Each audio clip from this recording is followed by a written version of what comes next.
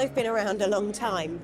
And when I first joined the industry, the most common display technology that was going into meeting rooms and classrooms were projectors, about 2,000 ANSI lumens at the time. Those projectors, when you took them out of the box, they fired up in eco mode. That was their default setting. And if that wasn't bright enough for you, you had to crank it up to full performance. So you bought something, and when you got it out of the box, it was running lower than what you'd asked for, but if that was acceptable, people would leave it that way. This doesn't happen now. So we've seen a transition to different display technology, and that's true of many other product categories in the industry.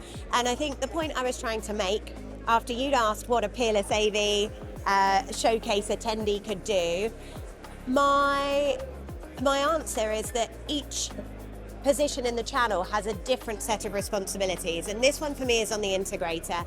Educate the user that when you take that product out of the box, maybe you could trial, because most of them do have an eco mode, most of them have an ability to dial down, shall we say.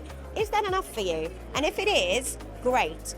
And with displays in particular, switch on those ambient light sensors. Let's make sure that we're not having products work too hard when they don't need to, because yes, you'll get some sustainability gains, but also your product will live for longer. We've all got a job here to educate the end users on what we know about how to run our technology or design systems more sustainably. And the easiest place to look at this is energy. So you can not use white content on direct view LED screens. You can make choices around the number of animations in your signage content if you're using LCD technology. Please don't send black content to a screen that hasn't switched it off.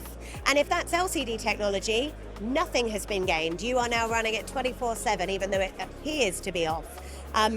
Consider e-paper if you don't have regular content changes, but there's tons in audio, there's tons in control systems as well. So there's lots of ways that we can design our systems and program our systems to be more sustainable, to take less or be less of an energy drain. That is on the user, but we have to tell them. We have to explain to them how that works. So 80% on average is the carbon emissions of a product during its usage. So that's after it's been made, delivered, this is the switch on. So the user can have the biggest effect here. We have our Reconnect initiative in France. So here we go and collect screens that are being replaced or no longer needed.